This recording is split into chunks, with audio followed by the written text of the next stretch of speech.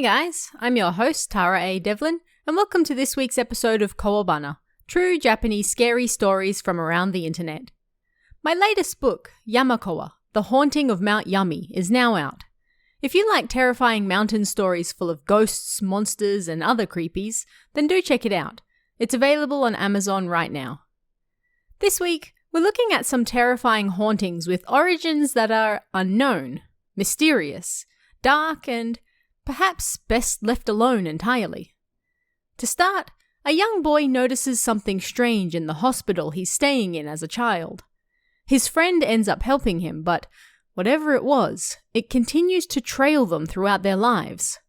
What is it after? And who does it really want? Find out in The Cursed Toy.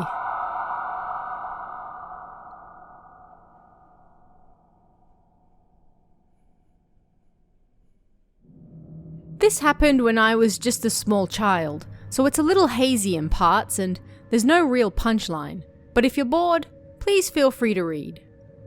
After I was born, I lived with my mother and one of her friends and her son. There's a story behind that, but I'll leave that out for now.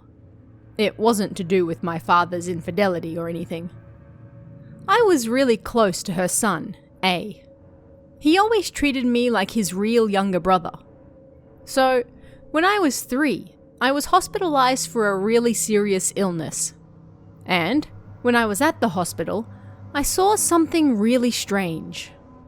It was about the same size as 3-year-old me. If I had to describe what it looked like, it kind of looked like a real Dakko-chan doll, but with a Japanese face. The thing's face was pure black, and as it grinned, the only thing I could see was the whites of its eyes moving around and around and around. It was bending and stretching its knees while the top half of its body remained up. It's hard to explain, but it kind of moved forward like an inchworm. Its movements were slow, and when it bumped into something in the room, it grabbed it, stood up, and then turned its face towards my bed and screamed out my name. A short while later, it would change direction and do the same thing again, once again standing up once it bumped into something. I had no idea what was going on. It sounds funny when you read it, but actually seeing it was terrifying. The thing would usually appear late at night and hang around for about 10 minutes. I cried and complained to all the grown-ups around me, but neither my mother nor her friend took me seriously. A was the only one who would listen to me, and he always made a fuss when our time together was over and they had to leave. That thing appeared pretty much every single night, and it appeared to be moving in random directions, but in reality, each time it appeared, I realized it was getting closer and closer to my bed.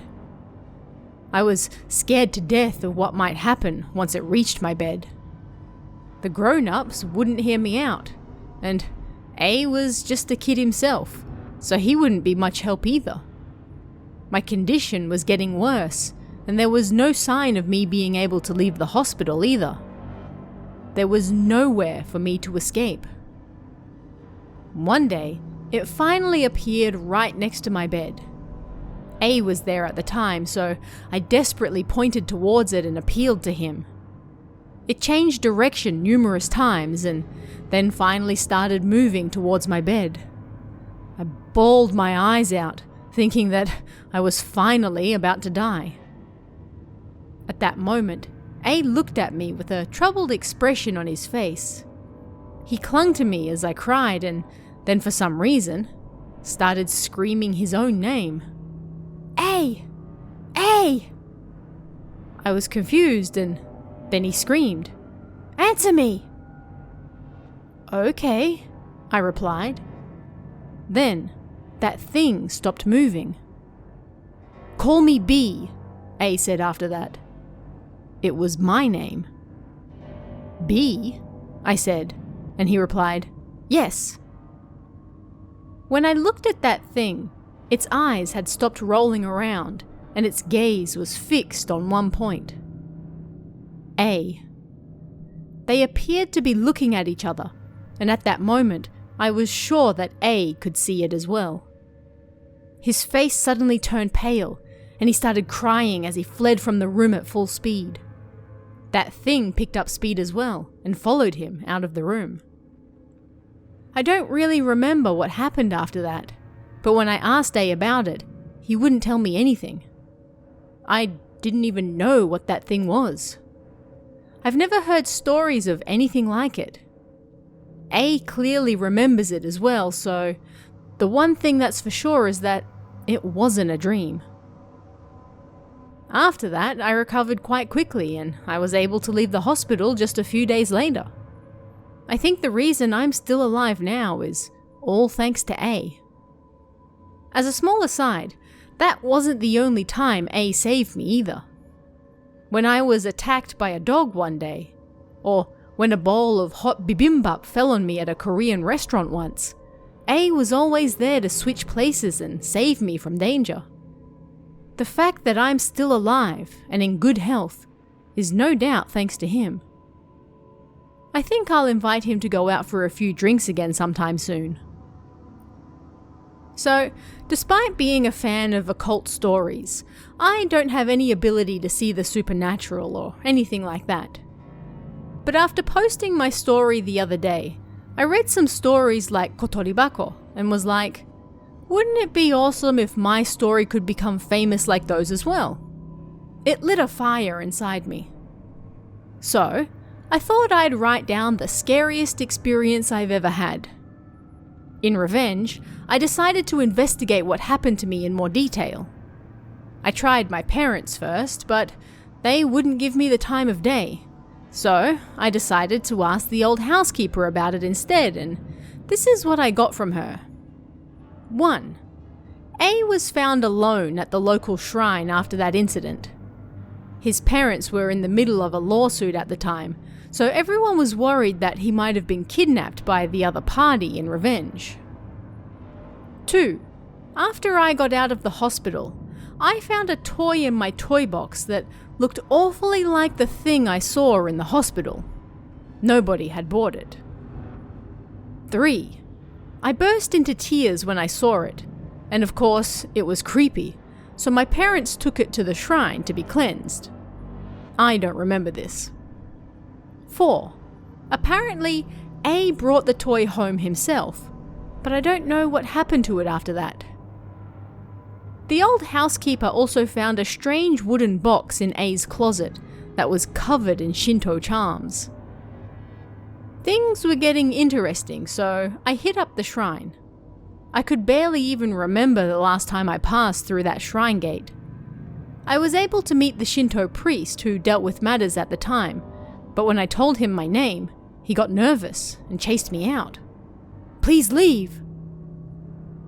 I thought that asking A was the only choice I had left, so I invited him out for dinner, but something about him seemed off.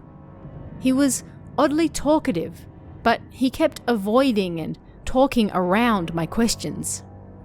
Not to mention that I didn't understand what he was talking about in the first place.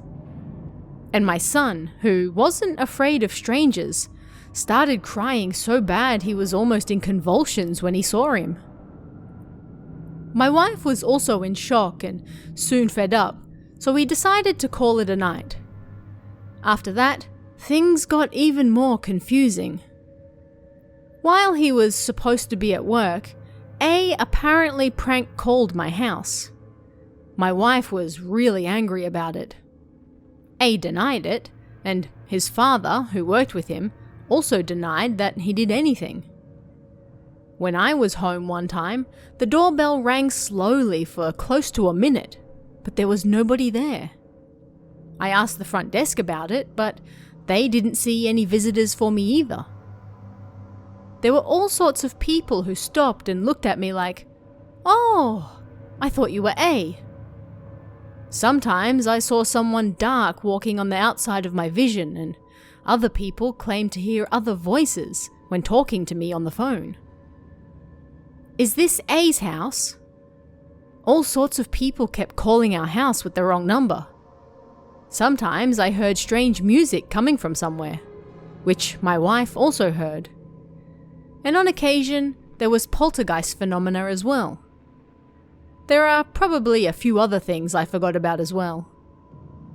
My wife visited a shrine to discuss what was going on and received a charm, after which the strange happenings stopped. But then, my phone started blocking incoming calls all by itself. I started getting strange emails in English from my own address right after I deleted it. And A and his father would call me almost every night asking if I was at home. One morning, I woke up and found a picture of A's mother, who was deceased, on the living room floor. My son couldn't have done it because it was in my locked study. And on top of that, my wife started to complain that she wanted to put some distance between us and A because he was creepy. A himself had a strange accident and was hospitalized for a bit. And lately, I've started to feel a little afraid of my own son because he looks just like that thing as he learns to stand and walk on his own 2 feet. None of this is because of A's Ikkiryo, is it? All of this has been on my mind so much that maybe it has started to affect my wife as well. We're going to visit a mental health clinic sometime soon, but as a long-time reader of the online occult forums, my wife said we should perform a cleansing ceremony instead. In that case, I wonder which would be better, the shrine of the local kami-sama, or a priest who possesses strong spiritual powers. What was it about my behavior that flipped the switch? I'm seriously terrified. As for A's accident, it wasn't that big of a deal. The day we invited him out for dinner, we were a little worried about sending him home by himself drunk, so we called a taxi for him. The driver went to open the door for him, but A went to open the door by himself and reached down for the handle. Then the door suddenly flung open and smashed him on the head, sending him flying. He quickly got back up, but he was a bit wobbly, and we were worried because he'd hit his head so hard, so he ended up spending the night in hospital to check it out. He had a concussion or something, but there was no sign of anything else, so maybe I overreacted. I don't know. So I keep apologizing every time I write, but this time I really am sorry from the bottom of my heart. I'm so sorry. I'm going to write the important thing down first, but there is the smallest chance that once you read my story, something similar might happen to you too. If you noticed anything similar to your own experiences while reading my story, then please strongly remind yourself that it's not you. I think that should be enough. So let me tell you about my meeting with the spirit medium today. As I just mentioned, there may be risks involved just reading this, and overall, the problem still hasn't been solved yet, but please keep going if you're interested in knowing more. As I spoke about last time, there is apparently no doubt that I'm being targeted by some kind of curse. That doll was probably the medium, a bit like a voodoo curse or something like that. Apparently with voodoo, the effects of the curse are worse the stronger the practitioner is, and the person who targeted me is apparently the real deal. I don't know if it was some type of spirit or demon or what, but they sent some kind of familiar to curse me. I think it was probably that thing A and I saw. And so, I really should have died that time, all those years ago. For some reason, I'm a person with unbelievably low levels of spiritual abilities. You know how people often compare seeing ghosts to the radio? Like, if you're on the same wavelength, then you can see them.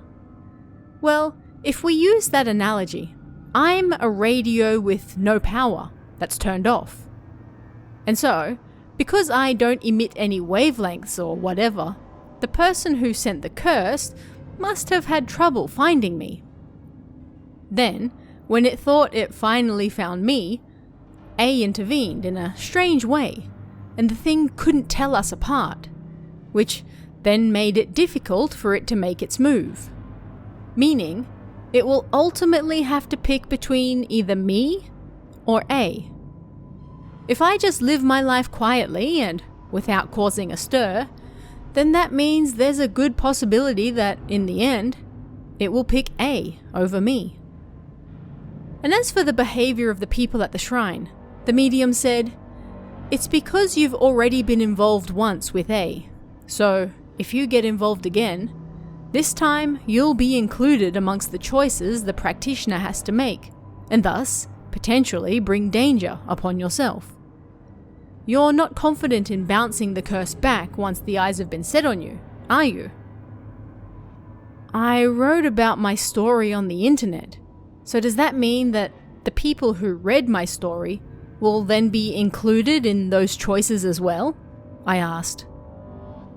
"They're not directly involved, so I think they'll be okay," the medium said. "If something does head their way, they should be fine if they assert who they really are." "So, should I perform a cleansing ceremony then?" I asked. "If you do, then the thing will go straight for A," the medium said. And so, I gave up on today's ceremony. If I'm going to do that, then we need to do it together, or the danger will be unevenly distributed, the medium claimed.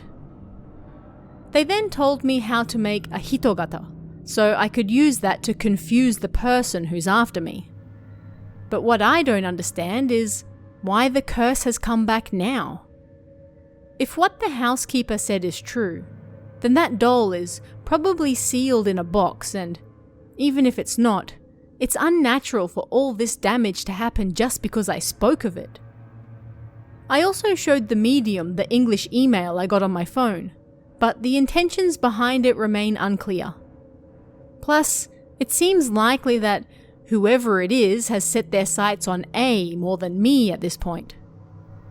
That's why I'm just suffering from strange events while A is in some real danger. The medium urged me to take action as soon as possible. A and his father have some time off just after Golden Week, so I plan to talk to them then. This time I won't give up, even if they try to sidestep the issue. So, I've been off work for a bit now thanks to the side effects of the curse. Maybe. The strange happenings started again after making that hitogata, but the other day I finally took part in the cleansing ceremony. So, even if you read this story now, nothing is going to come to you. I debated whether I should post anything here, but there are still numerous unanswered questions, so I figured the Occult Board's audience wouldn't be very happy with that.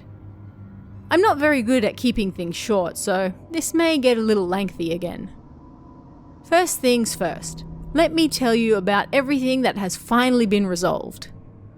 The medium told me that I should perform a cleansing ceremony right away because of all the strange things happening around me. I asked A, my cursed friend, to take part in it with me, but for some reason or another, he refused. And the hitogata I went to all the trouble of making disappeared out the front door one day too, with things refusing to calm down after that. However, with the help of my siblings, I was finally able to kidnap A. I invited the medium as well, an acquaintance of my wife, and we held a meeting at my parents' house. According to A's explanation, he had taken the doll, the medium of the curse, himself. He tried to convince the priest who refused to get involved to seal the curse, but he was only strong enough to seal barely half of it. A then kept the sealed doll in his room, and when he moved out to live alone during university, he was too scared to take it with him, so he hid it in the closet and left it behind. The medium asked to see the doll, but apparently the housekeeper had thrown it out with the burnable garbage just a few days earlier. That would no doubt explain all the strange phenomena. Of course, this was no laughing matter, and upon hearing that, A went berserk. He started fighting and was in no condition to talk things through. The medium, in shock at this sudden turn of events, called the meeting to a close for the day and said they would deal with things at a later date once things had calmed down. That was the end of matters for that day. But in the days following, A was blackmailed. A fire broke out in the medium's home, and although I don't remember it, I apparently tried to kill myself. Then I was forced to take time off work to recover. The medium was terrified after all that, so they introduced me to someone else and withdrew from matters. A few days later, this medium explained a few things to me. The bearer of the curse was apparently annoyed by the half-hearted attempts at sealing it, and the curse itself was so powerful that it could apparently drive the bearer away itself. This isn't the same as turning the curse back on the person, apparently. And it's an old curse, so there was a possibility that the bearer, forgotten by their master, would quickly return even if driven away. And if so, as long as there was no intervention like last time, the full power of the curse would be impossible for just one person to stop. I wondered whether the curse really would return or not, but after discussing it, we decided to give it a try anyway.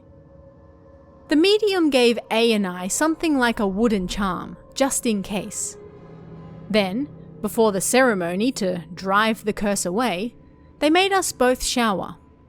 Apparently, we couldn't have the smell of soap stuck to us, so it was a plain old water bath in this cold season. Then, right in the middle of the ceremony, as you might expect, we were hit with the inevitable strange phenomena. A whole lot of bleeding, in this case. Then a sliding door fell over, despite no one touching it. We heard rapping noises, and the thing that scared me most of all, the candles that roared to life right in front of me, and then burned in almost an instant. They kept melting, and 3 of them were gone in like 10 minutes. The medium was a lovely person, and didn't even take any money for the service. If they had, the whole thing would have felt like one big practical joke, I think. The medium told me to sleep in an isolated room as far from the outside as possible, and to hang the charm on the door as well. By the time I got into bed with my wife, it was well past midnight. I was honestly too scared to go to sleep, but I wasn't able to keep fighting the drowsiness overtaking me, perhaps because of all the sake I drank, so I soon passed out. I don't know how much time passed, but I woke up when I heard something outside the room. It sounded like footsteps and a bright, cheerful voice singing a nursery rhyme. The footsteps slowly approached the door. The doorknob turned, and then the footsteps went further away again. My wife didn't wake up at all, and our son was still sleeping soundly as well. The thing outside seemed to be moving in a regular pattern. At first it was humming or something as it got closer, and then it would slowly knock on the door 4 times, and then rattle the doorknob 4 times. Then the humming would start as it got further away again, apparently turning the corner in the hall until it reached the end, and then it started back again. This went on for 20 or 30 minutes or so. Reading about it might not seem so scary, but having to actually experience it was terrifying. Plus, every time the doorknob rattled, the charm on the door seemed to burn and turn black, filling the room with a sickly sweet smell. If I had to compare it to something, it was like the smell of pudding being made in the kitchen. Come to think of it, A's dead mother often made us pudding as a snack. By the time the charm turned entirely black, the rattling doorknob finally gave way and unlocked. There was nowhere to run. We were in the basement, and that door was the only way out. And so, trapped, all I could do was stare at the door. Yet for some reason the door didn't open.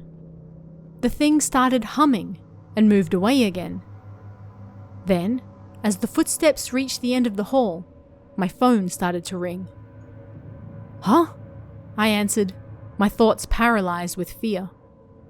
A's panicked voice spoke on the other end. "The charm on the door! There's a charm in your bag!" Huh? I thought, but I searched my bag and there was another charm in there, the same as the one on the door. I did as A said and placed the charm on the door next to the blackened one, and then something like the sound of glass breaking echoed down the hall. The singing suddenly stopped, and everything fell quiet. Maybe it's gone, I thought. I approached the door and placed my ear to it, and I could hear that thing mumbling on the other side. I couldn't make out what it was saying, although I did manage to catch a few sounds. As the thing spoke quickly, the gentle footsteps suddenly picked up speed, and it ran away from the room.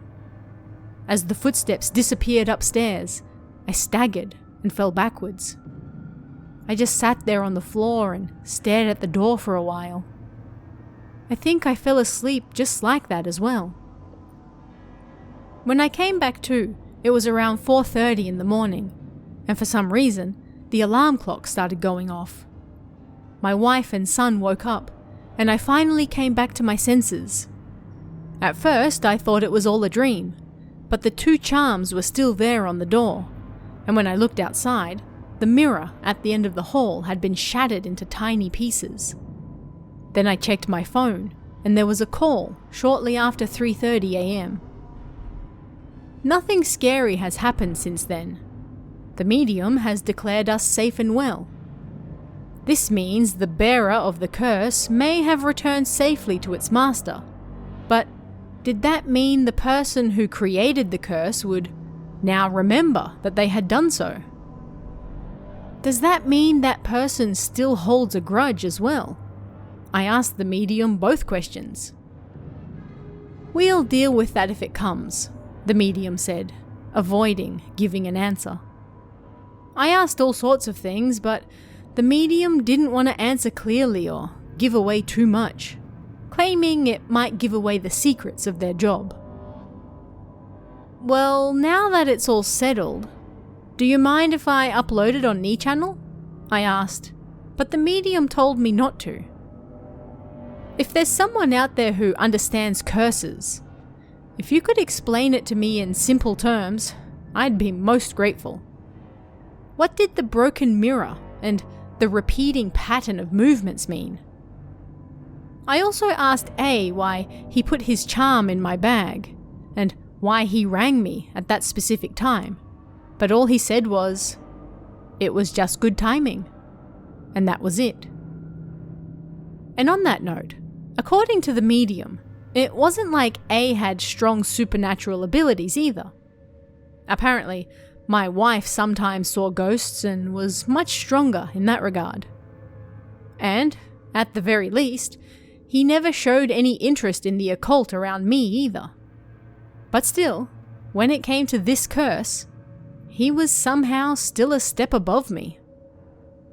Confused by this, the medium looked further into both my wife and A, and perhaps because of that, my wife started to feel even more antagonistic towards A.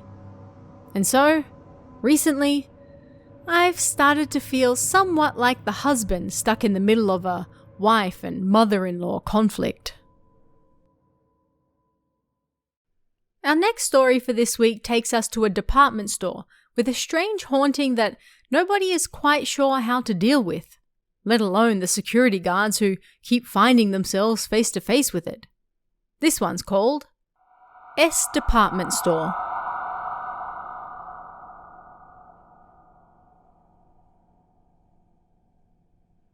I heard this story from a colleague at work when I was working part-time as a security guard.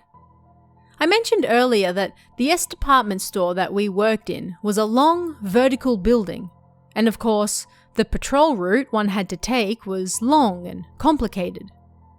Being the new guy, it wasn't that easy for me to remember, and so at the start, I had to check for anything strange with one of the older workers. We carefully checked the location of the elevator boxes, the fire checkpoint, the shutter boxes, etc., and then after that, I would walk around by myself. This floor was mainly the women's clothing section. As the two of us walked around, my colleague stopped in front of the fire prevention shutter by the emergency stairs, which was almost exactly in the middle of the building, and then pointed up and said, "That alarm's dead, all right?" At the time, I wondered, is it broken? But I didn't think much more of it than that. There were numerous alarms in the building, but most of them were one of two types: fire alarms, or so-called smoke detectors, and infrared alarms. The infrared alarms were like white, cloudy half globes attached to the ceiling, and if you pay attention now, you can still find them in some department stores. "But the door alarm still works, right?" I asked. "Of course it does," my colleague answered. There was a large public toilet by the emergency stairs. It was the most likely place for an intruder to hide as we were doing our rounds, so of course, we checked it out. Being a floor for mostly women's clothes, there was only women's toilets inside, and we confirmed that there was nobody in any of the stalls. We checked everything thoroughly, including the closet, and then left. I didn't notice how pale my colleague looked at the time. A little after 3 a.m., we returned to the waiting room. We were a little late because of the Baton Touch patrol, and it appeared everyone else had gone to the nap room, so we were the only two there. My colleague sat down and started muttering something to me. "Look, about that alarm before. Why do you think it's dead? It's not that it's broken." What on earth is he trying to say? I thought. But I just answered with a, "Who knows?" Then he continued. "To tell you the truth, that's the first time I've ever looked around those toilets so carefully. There was a big, deep container in the closet, right? To wash mops and such in. Well, I found an abandoned child there once." Apparently, a young woman felt sick one day, so she suddenly rushed over to the toilets. When she looked down into the bowl, she found the vague remains of something in there. She didn't even know that she might have been pregnant. She was late, but she thought it might have been the thinners, so she eased up a little on them. But when she saw that, she didn't know what to think. Whatever it was that she saw in there, it was deep red in color and already gone. That was no doubt why she passed it. She briefly considered flushing the toilet, but then she thought that someone might bury it if they found it. So instead, she placed it in the container in the closet and then fled the department store. The remains were soon found by a cleaning lady. The police were called in immediately, but there was no way that they could tell who the remains belonged to. After a brief investigation, they left the scene. That very same evening, the mother then turned herself in to police. Curiosity drove her back to the store, and when she saw all the commotion, she revealed herself. Taking her age into consideration, everything was dealt with internally, and those who worked at S department store were forbidden to talk about what happened there that day. But then, after that, strange things started happening on that same floor. The same night as the incident, one of my colleague's good friends was assigned to the night patrol on that floor. By that point, everyone already felt creeped out about what had happened, but that was about as far as it went. This might not sound very normal to you, but on cold winter nights, it's not that uncommon to find homeless people who have been kicked out of the underground railway areas frozen to death outside the department store shutters in the morning. You kind of get used to it, in a strange way. So, my colleague's friend set out for his usual rounds, either because he was brave or because he was just used to it. On a normal day, it would take about an hour to patrol the women's clothing section. My colleague's friend was naturally nervous as he approached the women's toilets, but he flashed his light when he got there.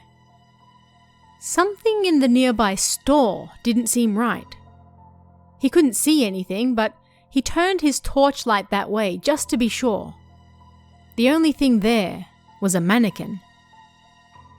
"No problems here," he dared say out loud. But then the mannequin's eyes moved, rolling from the top of the eyes down to the bottom. Then all of the other mannequins turned their gaze upon him at the same time. He could even feel other mannequins gazing at him from behind, like they were piercing into his soul, and his body went stiff. He couldn't run. "Namu Amida Butsu, Namu Amida Butsu." He started chanting silently, and before long was able to move again. Yet because he'd been frozen stiff for so long, he quickly tumbled to his knees. Yet all the eyes piercing him were gone. He no longer felt a thing. Yet he had broken out into a clammy sweat and goosebumps, and he struggled to stand up because of how bad his body trembled. He continued to kneel on the floor for a while, staring at it, when suddenly the wireless by his hip went off. "Hey, report!" It was the control room. That meant the sensor was responding. Instinctively, he picked up the wireless. "Copy. All good," he answered in a small voice. Perhaps thanks to that brief exchange, he was able to calm down and finally get back on his feet. And the place where all that went down was, that's right, by the sensor in front of the women's toilets. He could no longer feel the mannequins' gaze upon him, but he couldn't turn to look at them either.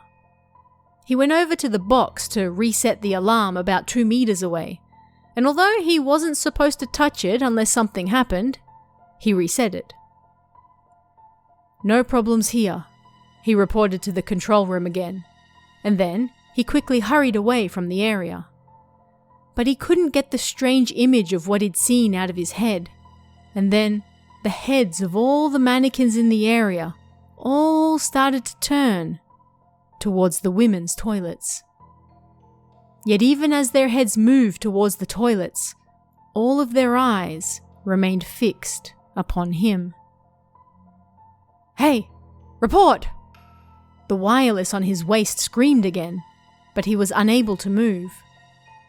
This went on for another 10 or 20 minutes, so my colleague and a few of the others went out to go check on him. When they got there, they found him frozen on the spot, but even in the darkness, they could see him sweating, and his navy uniform had been stained dark from it. My colleague reset the alarm, and then they carried his friend back to the waiting room. After his friend calmed down, my colleague heard the full story of what happened. At the time, all the mannequins in the women's clothing section had glass eyes that could be moved around. Normally, the eyes would be painted on, but the rental fee was the same either way, so the stores decided to go a little more luxurious and get the mannequins with glass eyes instead. My colleague tried to console his friend by saying that the eyes just appeared to be looking at him when he shone the light on them. They hadn't actually moved, it just appeared that way. The alarm would go off again about 10 minutes after it was set, so everyone agreed that it had to be broken and they'd replace it the following day. So they left it off and the night ended just like that. My colleague's friend took a few days off after that, and once things calmed down, he once again tried the night patrol on the women's clothing floor. There was no way things would have settled if he didn't try again. Other guards patrolled the area while he was gone, but nothing strange happened to them. As for the alarm, they replaced it numerous times with new ones, but it kept silently going off during the night. They were unable to figure out why, so they replaced it with a decoy. In other words, they killed it. My colleague's friend started his round of the women's clothing section at the same time as last time, just after 1 a.m. He composed himself and checked for anything strange. This time, the mannequins didn't move. I really must have imagined it then, he thought, and went over to the women's toilets. There was nothing out of the ordinary there either, and as he went to leave, he saw something out the corner of his eye. The walls of the toilets were covered in mirrors, and in one of those, he could see the closet. The door appeared to be turning more and more transparent by the second. His friend was unable to turn his face towards the mirror head-on, so he kept watching it out the corner of his eye. The closet door went completely transparent, and inside was a large, white container. In it, he could see what appeared to be a head rising slowly over the edge of the container, alongside a melted arm. He ran back to the waiting room where his other colleagues were waiting at full speed. He skipped out on the rest of the night and then went home. Of course, everyone else was also creeped out, so they filled in the rest of his patrol route for the night. He then quit the following day. Perhaps because of that, the mannequins were changed after that back to ones without glass eyes or removed entirely. And the closet that was always left unlocked was thereafter locked, and the alarm left dead. So then, they're not going to replace it? I asked after my colleague was done with his story, and it was then that I finally noticed how pale he looked. I don't know, man. I just told you, didn't I? Ever since that night, none of us check that toilet when we go on patrol. But nothing happened today, I said, and after a moment's silence, my colleague replied, Yeah, you're right. Nothing happened to you. Then he shut up. I never saw anything I could call strange in that area after that. Of course, I kept away from the toilets though. My colleague never told me anything more after that, but that day we patrolled the toilets together, he looked in the mirror. There, he apparently saw countless tiny handprints moving closer and closer in his direction.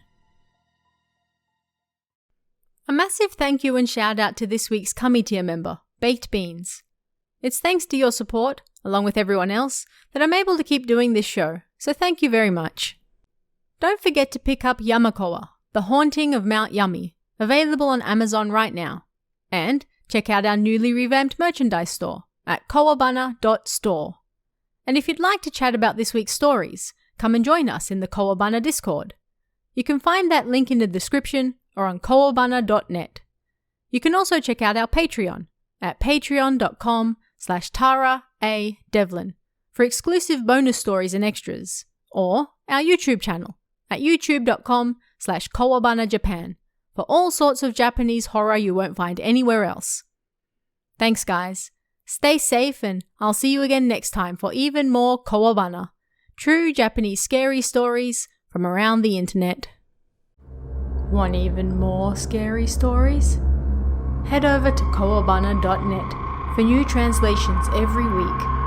You can also join our Patreon for exclusive stories you won't find anywhere else.